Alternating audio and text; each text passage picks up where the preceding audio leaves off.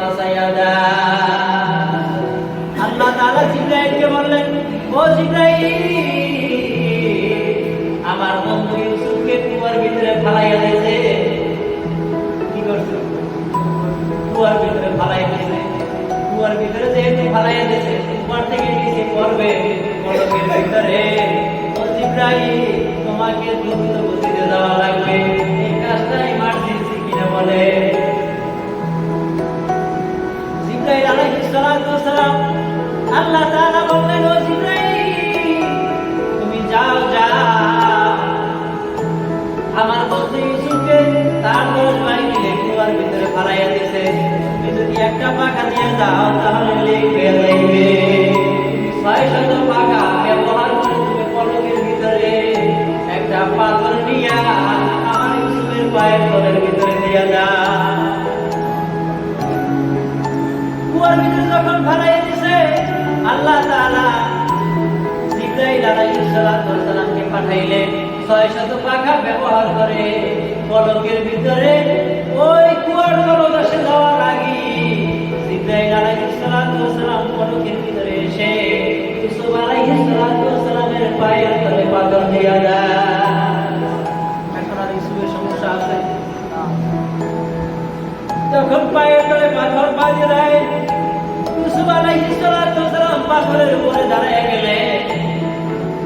একদিন, 2 দিন, 3 দিন এভাবে করতে করতে 7 দিন হয়ে যায়। 7 দিন পর্যন্ত কুয়ার ভিতরে কি না খেয়ে থাকা যায়?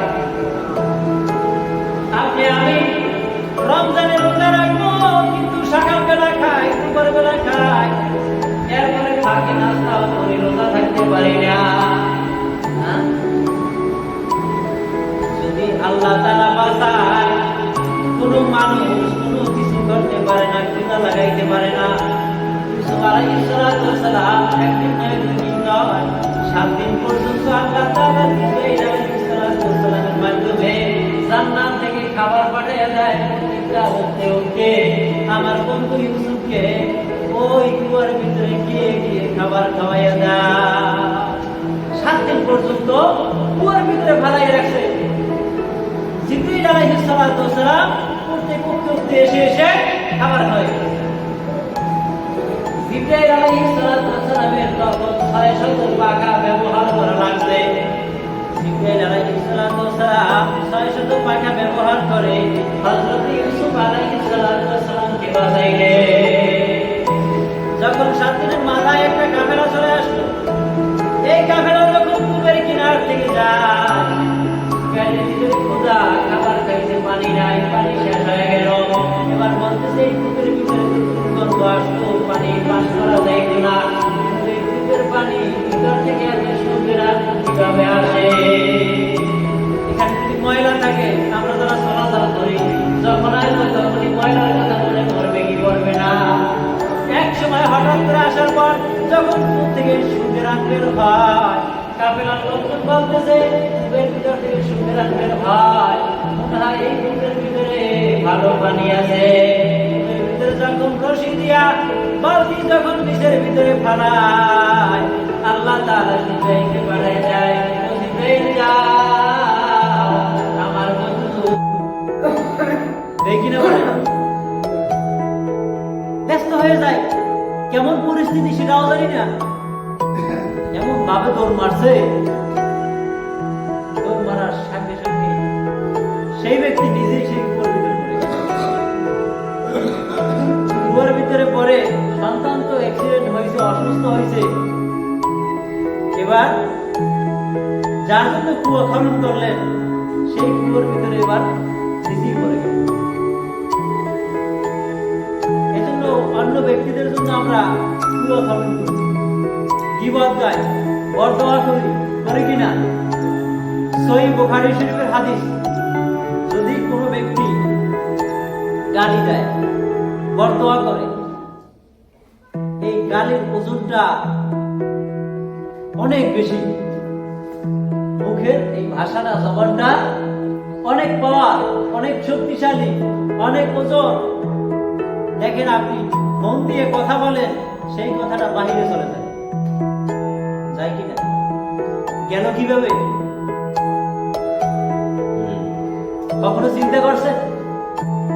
হাওয়ার মাধ্যমে আপনার কথাটা পৌঁছে গেছে। কত শক্তি! যদি আপনি কাউকে গালি দেন, এই গালির পাওয়ার এত বেশি। একটা লোক একটা কাজ করে নাই, আপনি তাকে গালি দিলেন, গালিটা ওই ব্যক্তির কাছে চলে গেল। যাওয়ার পর ওই ব্যক্তি তো আর দেখে নেই যে আমার কাছে গালি আসবে, দেখছে?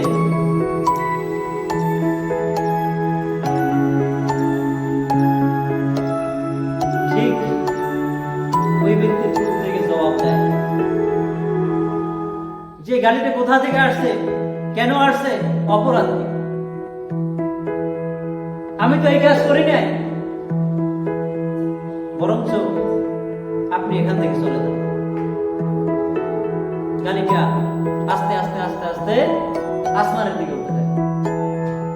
আসমান থেকে জবাব আসে যে সাবধান, তোমার এত ওজন, এত ক্ষমতা, এত শক্তি, এত পাওয়ার, তোমাকে রাখার মতো ক্ষমতা আমি আসমানের নাই। বরঞ্চ তুমি জমিনে চলে যাও। আবার জমিনে আসলেন।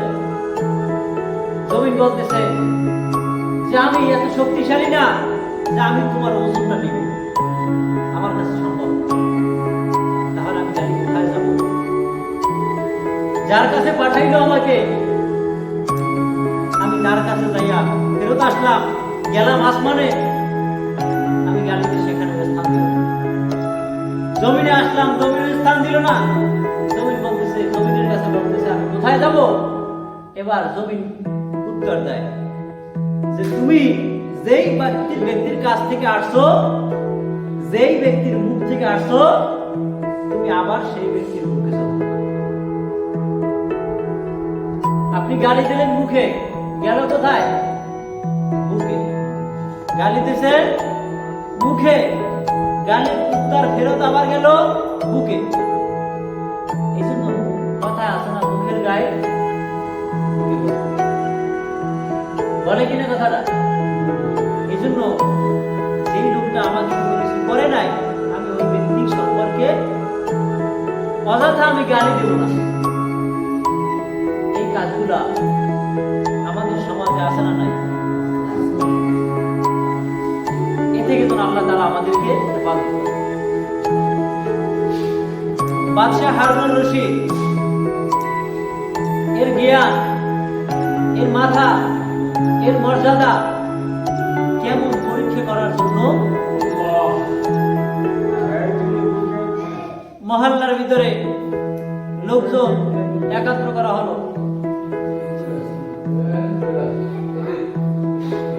এবার 3টা স্বর্ণের মাথা, কথা বলুন, 3টা স্বর্ণের মাথা, 3টার সাইজ এক, 3টা মাথার কালার এক, 3টা মাথার ডিজাইন এক। 3টা মাথা কিসের? স্বর্ণের। 3টে মাথা কিসের? স্বর্ণের। 3টা মাথার চেহারা এক, 3টা মাথাই স্বর্ণ দিয়ে বানানো। 3টা মাথার ভিতরে, প্রত্যেকটা মাথার ভিতরে 2টা করে চোখ, 2টা করে নাকের ছিদ্র, 3টা মাথার ভিতরে কালো চুল। 3টা মাথা কি এক। এবার বাদশাহ হারুনুর রশিদের কাছে বললেন যে হে বাদশাহ হারুনুর রশিদ, এই 3টা মাথা এক, 3টাই স্বর্ণের মাথা, কিন্তু একটা মাথার দাম নাই। একটা মাথার কি নাই? দাম নাই। একটা মাথা 50,000 টাকা, আর একটা মাথার দাম 1 লক্ষ টাকা। মাথা কয়টা? 3টা মাথা স্বর্ণের, 3টা মাথার সাইজ এক, কিন্তু মাথা 3টে কিসের? স্বর্ণের। একটা মাথার দাম নাই, আর একটা মাথার দাম 50,000, আর একটা মাথার দাম 1 লক্ষ। বাদশা, আপনি এই রাষ্ট্রের একটা বাদশা, আপনি বাদশার মাথার মতো বুদ্ধি, কত জ্ঞান, এই পরীক্ষা করার জন্য আমি 3টা মাথা আপনার কাছে রাখলাম। 3টা মাথা কিসের? স্বর্ণের। কিন্তু স্বর্ণের দাম আছে না? একটা মাথার দাম নাই, একটা 50,000, একটার দাম হচ্ছে 1,00,000। বাদশাহ, আপনাকে 1 সপ্তাহ সময় দিলাম। এই 1 সপ্তাহ সময়ের ভিতরে আপনি বলবেন যে এইটার দাম নাই, এইটার দাম 50,000, এইটার দাম 1,00,000। আপনাদের কাছে যদি 3টে স্বর্ণের মাথা দেওয়া হয়, যদি বলা হয় যে একটা মাথার দাম নাই, একটা মাথার দাম 50,000, একটা মাথার দাম 1,00,000, সবাই কিন্তু তিনটাই দেয়, বলবেন কি? তিনটাই কি এক? পরীক্ষা করবে কেন? এই বাচ্চার মাথার ভিতরে এমন টেনশন ঘুরঘুর করতেছে, তিনটা মাথার দামই তো এক, তিনটা মাথা স্বর্ণের, কিন্তু এর ভিতরে দাম নাই। একটার দাম 50,000, একটার দাম 1,00,000, এটা কেমনে হয়? তিনটাই তো একদম বলে। আর যদি 50,000 হয় তাহলে তিনটার দামই তো 50,000 হয়। আর যদি দাম নাই হয় তাহলে তিনটার দামই নাই। বাদশা, আপনাকে 1 সপ্তাহ সময় দিলাম। এই 1 সপ্তাহের ভিতরে আপনি বের করবেন যে কার দাম কত। বাদশা চিন্তা করতে করতে করতে করতে 6 দিন কাটে গেল। 6 দিন কাটে গেল, মাত্র 1 দিন বাকি আছে। মাথার মধ্যে এখন পর্যন্ত খেলে নাই। এবার বুদ্ধিজীবী যারা ছিল, জ্ঞানী যারা ছিল, সবাইকে একত্র করা হয়েছে। তোমরা আসো, আমি তো বলতে পারি না যে কোন মাথার দাম নাই, কোন মাথার দাম 50,000, কোন মাথার দাম 1,00,000। এটা কিভাবে বলবো? আমার মাথায় কাজ করে না। আগামীকালকে তো আইসে জিজ্ঞাসা করবে। যদি আমি বলি, না বলতে পারি, তাহলে আমি বাদশার দাম থাকবে? আমাকে গদি থেকে নামাই দিবে, কারণ আমার জ্ঞান নাই। বাদশাহ হারুন রশিদ যখন এই কথা বললেন, বাদশাহ আপনার কোনো টেনশন করার দরকার নাই, কোন মাথার কত দাম আমরা বের করে আপনাকে বলব। এবার বাদশাকে বললেন যে একটা শলা নিয়ে আসেন। কি নিয়ে আসেন? শলা। এবার শলা এক কান দিয়ে ঢুকেছে, এক কান দিয়া ঢুকেছে, আর এক কান দিয়ে শলার মাথা টেনে বের করে। এবার বাদশাকে বলতেছে, বাদশা এইটার এখানে রাখলাম, পরীক্ষা করা হয়ে গেছে। আর একটা মাথার ভিতরে ঢুকাইলেন, কানের ভিতরে যখন শলা ঢুকাইলেন, অর্ধেক পর্যন্ত ঢুকে টাক খাইছে, আর যায় না। এবার সেটাকে আলাদা করা হবে। পরের মাথাটা আবার কানের ভিতরে যখন শলা ঢুকাইছে, অল্প একটুখানে যাইয়া এখন আর ভিতরে যায় না, এটাকে আলাদা করা হবে। বাদশা, আপনার সমাধান পেয়ে গেছে। এই মাথার দাম 50,000, এই মাথাটার দাম 1,00,000 টাকা, আর এই মাথার কোনো দামই নেই। কেমনে বুঝলাম? আমার তো বুঝেই দাও লাগে। দেখেন, আমি একটা শলা ঢুকাইছি, যখন কানের ভিতরে ঢুকাইলাম, ঢুকানোর পর অপর সাইড দিয়ে বের হয়ে গেছে, তাহলে এ হচ্ছে পুষা। মাথা আছে কিন্তু জিনিস নেই, মাথা আছে জিনিস নাই। অর্থাৎ আপনি যে কান দিয়া কোনো কিছু শুনবেন, যে এখানে বসে যে আলোচনা হইতেছে, যদি আপনার কান ঠিক না থাকে, তাহলে কথাগুলো থাকবে, ঠিক মতো শুনতে পারবেন? বাসায় গিয়ে জিজ্ঞাসা করা হবে, কান যদি ফুটো হয়, এই পাশ থেকে উঠে আসে, তাহলে তো এই বিড়িতে শুনবো, এই বিড়িতে বাড়াই দিবে, কোনো কিছু নেওয়া যাবে না। বাদশা, তাহলে এটা এক পাশ দিয়ে শুনলে অপর পাশে বাড়াই যায়, এর কোনো মূল্যই নেই, এর কোনো দাম নাই। আর একটা অর্ধেক পর্যন্ত সারা ঢুকলো, টাক খেয়ে চলে আসলো, ওই অর্ধেক পর্যন্ত কথা ঢুকে এরপর আর বাইরে চলে আসে। এর দাম হয়েছে 50,000। আর একটা মাথা, সেটার ভিতরে অল্প একটুখানি সরা যায়, তার মানে কি এটা আস আছে, ওর আছে না? কানের ভিতরে ডোর আছে না নাই? যদি আপনারা কটন বার দেন, পুরো কটন বার কি ভিতরে ঢুকানো যায়? যার কানে সমস্যা তার পুরোই ঢুকে যায়, তাই না? এবার অল্প একটুখানি ঢুকছে বাচ্চা, এই জিনিসটার দাম হচ্ছে 1,00,000 টাকা। পরের দিন আসলো, আইসে সমাধান দিল, কি ব্যাপার? সমাধান পাইলাম, এই সমাধান কেমনে বুঝলাম? বোঝার উপায় হচ্ছে এই যে শোনেন, মানুষের মাথা সবার এক। এখানে আপনারা আমি যে আসছি, এখানে যারা আমরা সবাই আসছি, সবারই মাথা এক। এক কিনে বলে, সবারই কালো চুল আছে না নাই? সবার দুইটা চক্ষু আছে না নাই? সবার নাকে দুইটা ছিদ্র আছে না নাই? প্রত্যেকের দুইটা হাত আছে না নাই? প্রত্যেকের পা দুইটা আছে না নাই? মাথা সবার এক, কান সবার এক, কিন্তু এর ভিতরে জ্ঞানগুলো হচ্ছে আলাদা আলাদা। জ্ঞান কি আলাদা? সবার মাথার চুল এক, মাথাও এক, কিন্তু এই মাথার ভিতরে জ্ঞান আলাদা। এই জন্য আল্লাহ তাআলা মানুষদেরকে চক্ষু দান করলেন, ব্রেন দান করলেন, চুল দান করলেন, কান দান করলেন, কিন্তু প্রত্যেকের সব সমান এক মাথা, কিন্তু প্রত্যেকের মাথার দাম ভিন্ন ভিন্ন আছে না? একটা লোককে একবার বলার সাথে সাথে তার মুখস্থ হয়ে যায়, তার মানে তার মাথা ক্লিয়ার, ব্রেন ক্লিয়ার, এর ব্রেনের দাম আছে না নাই? আর একটা ব্যক্তিকে 5 বার বলার আগে একবার মাথার ভিতরে ঢুকাইতে পারে, আছে না? কিন্তু যে একবার বলার সাথে সাথে মুখস্থ করিয়া ফেলাইলো, মনের ভিতরে গাঁথিয়া ফেলাইলো, ব্রেনের ভিতরে গাইতে ফেলাইলো, তার দাম এক। আর যে ব্যক্তি 5 বার বলার পর মাথার ভিতরে কথাটা রাখতে পারে, এর দাম আর প্রথম ব্যক্তির দাম কি সমান নাকি? আর একটা ব্যক্তি যাকে বারবার বলার পরেও সংশোধন হয় না, এর কোনো দাম নাই, মাথার কোনো জ্ঞান নাই। সবার মাথা সমান, কিন্তু এক এক মানুষের এক এক পদের দাম, এক এক মানুষের এক এক পদের জ্ঞান।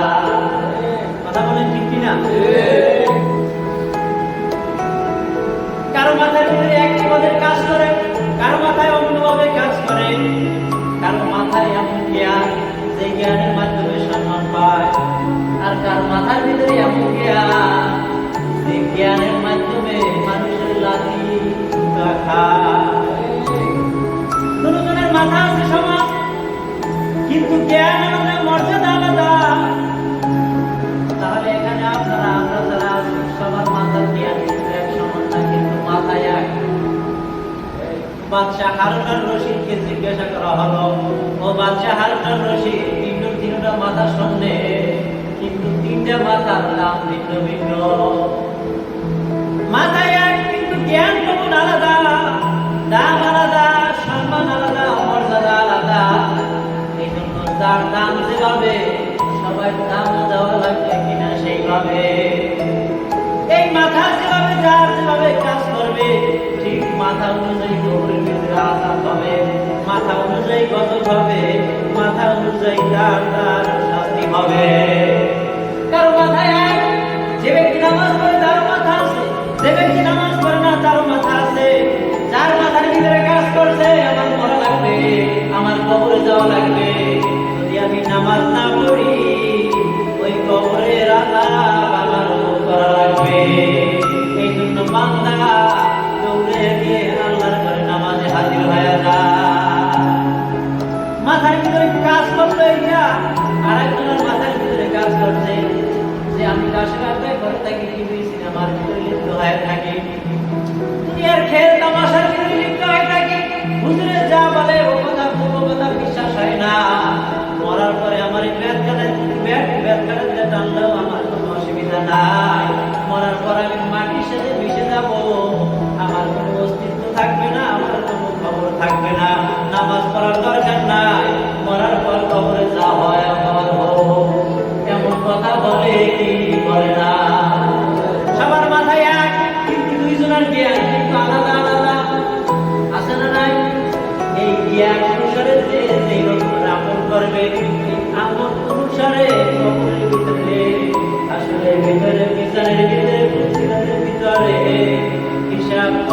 লাগবে কি লাগবে না।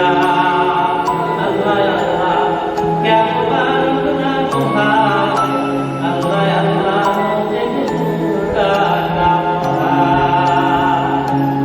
মুমিন বান্দা যারা তারা চিন্তা করে একদিন মালিক আল্লাহকে কবরে যাওয়া লাগবে, মরা লাগবে, তিনি কবরে যাব, এই চিন্তা ভাবনা সবসময় করে কি করে না। আমরা অনেকে নামাজ আদায় করি, যদি বলি যে আপনার নামাজ হয় নাই তাহলে কি করতে হবে? হ্যাঁ, নামাজ আদায় করি, হুজুরের জামাত শুরু হয়ে গেছে, জামাত ধরা যায় না, এই জন্য তারা ঘুরে করবে, তাকবীরও দেওয়া লাগে না, হুজুরের করতে গেছে আমি মিলে বলি নামাজ হবে। এই রকমের কাজ করে কিনা, তার নামাজ বরবাদ। রুহি করার সময় হুজুর দেয় নাই, হুজুরের নামাজে দাঁড়িয়ে গেছে, রুকুতে চলে গেছে, আমি নিয়াজ না করে তাকবীর না দিয়া, তাকবীর দেওয়া ফরজ, ফরজ যদি ছুটে যায় ওই নামাজ মজুদ করে পড়া ছাড়া নামাজ হয় না। আমি তাকবীর দিলাম না, সারা শরীর রুকুর দিকে নিয়ে পড়লাম, রুহিরা মাথা দিলাম না, রুহিরা হাতের ভিতরে রাইখা রুকু দিলাম। এরপরে রুকু থেকে উঠিয়া দাঁড়াইয়া সেজদায় যাওয়ার আগে আগে আবার টুপিটা মাথায় দিলাম, নামাজ হইবে। এই রকমের কাজ কিন্তু আমাদের মুসলিমরা করে। রুকুতে থেকে উঠা মাথার ভিতরে টুপি দেয়, নামাজ বরবাদ হয়ে গেল। হুজুরের তাড়াহুড়া, নামাজে চলে গেছে, আমি পাইলাম না, পাঞ্জাবিটাও ঠিক করতে পারলাম না। এক রাকাত নামাজ আদায় করে উঠা এবার দ্বিতীয় রাকাতে পাঞ্জাবি ঠিক করে সোজা করি। হ্যাঁ, নামাজ হবে? নামাজ এক রাকাত পাইলাম, যদি এক রাকাত হুজুর সালাম ফিরিয়ে ফেলায়, তাহলে আমাকে সালাম ফিরাবার পর হুজুরে যখন ডানে সালাম ফিরানোর পরে বামে যখন সালাম ফিরাইবে, তখন আমি উঠা সোজা হয়ে দাঁড়াইয়ে যাবো। হ্যাঁ, দাঁড়াইয়া হাত পাতাই দেখবে, পরে বাকি নামাজ আদায় করে। মুসলিমরা আছে, এরা হুজুরে যে এক রাকাত পড়লাম, উঠে আবার নতুন করে তাকবীর দিলাম, এবার জামাতের সব আমার কাছ থেকে কাইটে গেল, জামাতের সব কাইটে গেল। 4 রাকাত নামাজে আবার তাকবীর দিলাম, তাকবীর দিয়ে জামাত হুজুর লাগে এক রাকাত পড়লাম, তাকবীর দেওয়ার পর আর ওই জামাত খায় না। এখন বাকি 3 রাকাত পড়লাম, 3 রাকাত করে সালাম ফিরাইলাম, 3 রাকাতে কষ্ট করে পড়লাম, তাও গেল বিপরে। নামাজ কয় রাকাত? 4 রাকাত। 4 রাকাতে জামাতে 1 রাকাত করে সালাম ফিরাইয়া আবার নতুন করে তাকবীর দিয়ে বাকি 3 রাকাত পড়লাম, হবে? নামাজ সব শেষ, বরবাদ। আয়েশা রুকু পাইলাম না, সিজদায় চলে গেলাম, সিজদা করলাম, নামাজ কিন্তু 1 রাকাত আমার পুরো হয় নাই, যেহেতু আমি সিজদায় পাইলাম, রুকু পাইলাম না, 2 রাকাত নামাজ আমার পুনরায় আবার আদায় করা লাগবে। এজন্য দাঁড়াই থাকি, দেখি হুজুরে 1 রাকাত পড়লে উঠে দাঁড়াই কিনা, যদি দাঁড়ায় তাহলে আমি তখন তাকবীর। জিবরাইল আলাইহিস সালাতু ওয়াস সালাম আল্লাহর পয়গম্বরের কাছে পাড়ে পাড়ে আয়াত নিয়ে হাজির হয়। জিবরাইল আলাইহিস সালাতু ওয়াস সালামের 600 নূরের পাখা, এই 600 নূরের পাখা দিয়া জিবরাইল আলাইহিস সালাতু ওয়াস সালাম আল্লাহ রব্বুল আলামিনের আরশ থেকে জমিনে চলে আসে পলকের ভিতরে। এই পলকের ভিতরে আসার জন্য 600 পাখা দরকার হয় না, একটা পাখাই তার জন্য যথেষ্ট হয়ে যায়। আপনার আমার চোখের ভিতরে পলক দেয়, এই কিনা?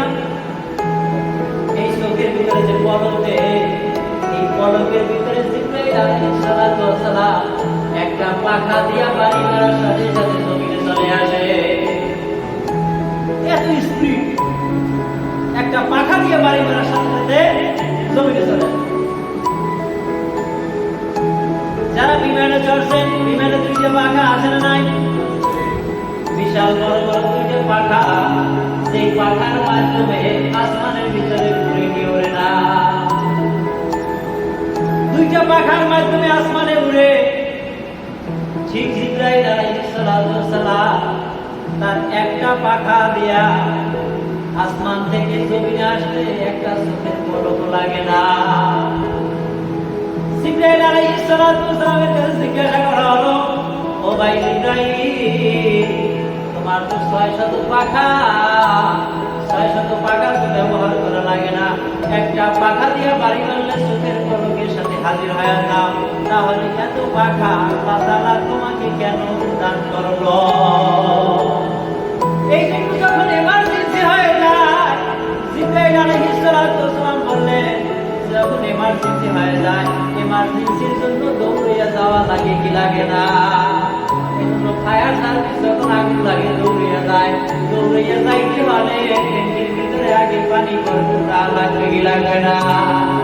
ভাই তুমি ট্যাঙ্কির ভিতরে পানি ভরপুর করে কেন রাখো? ভাই এমার্জেন্সি যখন হয় তখন আমি এই পানি নিয়ে সরাসরি দৌড় মারি, আর যেগুলো খালি এগুলো নিয়ে সহজে কিন্তু যাওয়া যায় না, আগে পানি ভরা লাগে তারপরে যাওয়া লাগে। জিবরাইল আলাইহিস সালাম তিনি বললেন, আমার 600 পাখা সব জায়গায় ব্যবহার করি না, যখন এমার্জেন্সি হয়ে যায়, এমার্জেন্সি সময় আমার এই 600 পাখা ব্যবহার করি। ইউসুফ আলাইহিস সালাম যখন তার 10 ভাই মিলে আমাকে যখন ইউসুফ আলাইহিস সালামকে যখন কুয়ার ভিতরে ফালাইয়া দেয়, ইউসুফ আলাইহিস সালাম আল্লাহর কাছে বলে, ও দয়ার মালিক আল্লাহ, আমাকে কুয়ায় ফালায়, আল্লাহ আপনি আমাকে বাঁচাইয়া দেন। আল্লাহ তাআলা জিবরাইলকে বললেন, ও জিবরাইল, আমার বন্ধু ইউসুফকে কুয়ার ভিতরে ফালাইয়া দিয়েছে। কি করছে? কুয়ার ভিতরে ফালাইয়া দিয়েছে, কুয়ার ভিতরে যে ফালাইয়া দিয়েছে, কুয়ার থেকে নিচে পড়বে, পড়বের ভিতরে। ও জিবরাইল, তোমাকে দ্রুত গতিতে যাওয়া লাগবে, এই কাজটা ইমার্জেন্সি কিনা বলে। জিবরাইল আলাইহিস সালাম আল্লাহ তাআলা বললেন, ও জিবরাইল, তুমি যাও যাও, আমার বন্ধু ইউসুফকে তার 10 ভাই মিলে কুয়ার ভিতরে ফালাইয়া দিয়েছে, তুমি যদি একটা পাখা দিয়ে যাও তাহলে লেগ হয়ে যাইবে। 600 পাখা ব্যবহার করে তুমি পলকের ভিতরে একটা পাথর নিয়ে আমার ইউসুফের পায়ের তলের ভিতরে দিয়ে দাও।